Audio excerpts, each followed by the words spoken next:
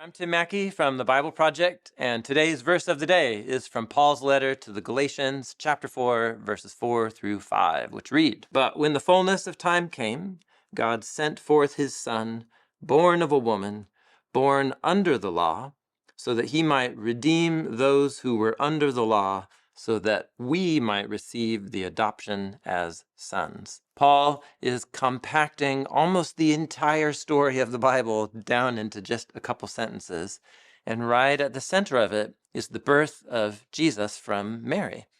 But he wants to locate that moment of Jesus' birth in the bigger storyline of the Bible. That's what he means by "in the fullness of time came." Jesus comes as the fulfillment of God's long promise to raise up a new kind of human image of God who will actually be a faithful human that we're all made to be, but have failed to be. And when he talks about redeeming those who are under the law, he's talking about Jesus' own Israelite people.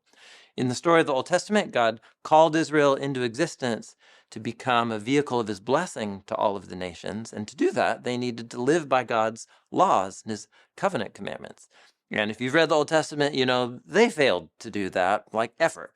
And so they ended up becoming cursed by the law or falling under God's judgment, even though those commands are like righteous and holy as good, as Paul says elsewhere.